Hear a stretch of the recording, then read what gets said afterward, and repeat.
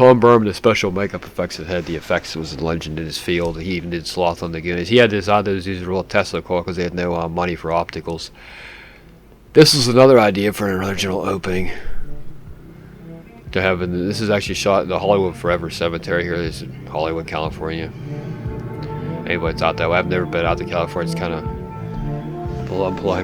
like below my budget to get out there. It'd take a long time to probably save. And this is supposed to be another idea for an opening. And Michael Hawes was talking about Michael Schroeder. I think his name is on the commentary, the track 2 with Tom under the director. The first one is him and Tom and Michael Hawes, the co-writer and directors. So let me take a look at this disc real quick. I just got the MDV visual, has different packaging, has a slip cover 2020 when it came out, and like the VHS, and it has a diversible cover art.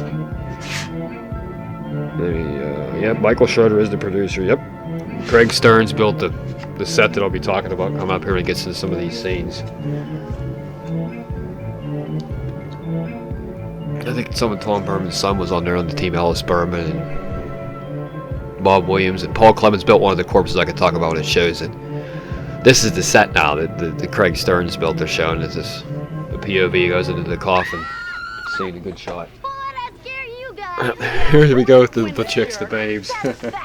The sisters, the sorority they have, like on the far left is Robin Evans, she plays Carol. Kitty is in the middle, Leslie Spiggs, and on the now we got to our left is E.G. Elizabeth Daly, did Pee-wee's Big Adventure and a lot of good films.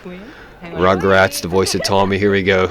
Meg Tilly and David Mason Daniels. He's a really good actor. He really have to act. He was just a really nice guy in real life. He could play off this stuff really well, he said. And of course, Jolie Wells is an outcast that wants to be part of this group called the Sisters and do anything to get in. But, yeah. Every death you've given her. For your information, Leslie. Yeah, see, they're not done with her. They're gonna piss with her some more.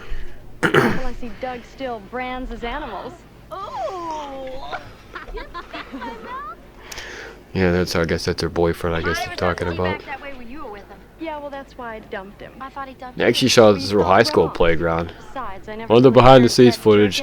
It's called Rest in Peace, R.I.P. This is another alternate title. Like I said earlier, Night in the Crypt. They shot this there, and they did pretty. It came out pretty well. They were happy with it. Yeah, they said they knew a girl in high school that I can't remember her name now, but she used to suck on that toothbrush, and people thought it was weird. You think about it, it's kind of hot, like, you know. In a way, if you can get what I mean, it's, you know. Yeah. They're gonna try to do something really upset her and see if they can scare her. Here's this newscaster. But the feeling among those with me here today is not one of mourning, but of mystery, curiosity, This and guy anger. is That anger coming from talking about what happened to Raymar and found dead in Raymar's apartment 2 days ago. Here we got an actor coming up here we should know, anybody should know. Any fans of 60s television and movies in the 60s and after. And Adam West here, what can I say? It's a Batman. You know, when you hire this guy, he always was known for Batman. I've seen some other good things he made. He's a really nice guy. They said he was just who would do the Batman voice, and that's just the way Adam worked. They tried to get him to not do it, then he'd go right back and do it. There's some scenes of them rehearsing in the room and in the papers, and he does the voice. I mean, at least for fans of Batman too, who love this. I always liked Adam West. He was a good actor, nice guy, real shy. He charged $60 for an autograph when he was alive. He passed away a couple years ago. Of course, they flashed the bat signal over some place in California. Girls, like, if you charged less for his autograph, more people would have bought it, but some people say he was a jerk. He was just seemed really shy. I heard he's a really nice guy. Sometimes I guess he was real talkative, and it seems like he's a jerk, but he's just real shy. They said he had a lot of stories about making Batman when they were in between the takes. So, Alyssa Newman, as I said, really beautiful lady. I don't know what she's doing now. She did some stuff and then just disappeared. I could actually look at that real quick. I like to do this now. Wonder what else she did.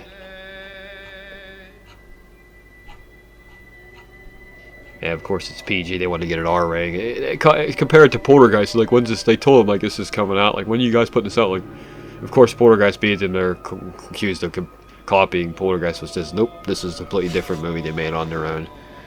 Of course, this guy's doing Raymar's seance, and she's getting visions already. You know, of what he's gonna do later, which happens in the movie, which also kind of freaked me out as a kid. I'm like, what is this? and Adam West there. I'm like, come on. I'm like, this is not a horror movie. Adam West is in this, you know, Batman. I mean, there's the coffin slide, not what just happens later. She's has powers like her dad. She's getting this from her and seeing what's going. Oh, there. That's like, yeah, that's freaky.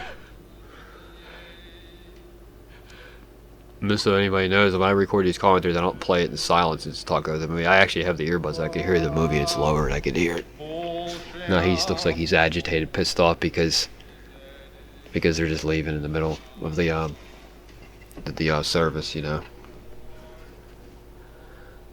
But yeah, that's how I do it. I have it lower so I can hear the movie and still talk over it. I don't have to be able to react to it properly. I don't want to just have it in silence. Very tough on you.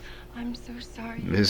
John, the guy who works with BSS, favorite sports specialist from handling therapy, John Andrews Bennett, told me, we were watching this earlier, he said this guy can't act in this. When he said Adam West is good, I mean, like, he thinks he's just not a good actor in this. He's too much like Batman. That's how he was though. That's how he was in life.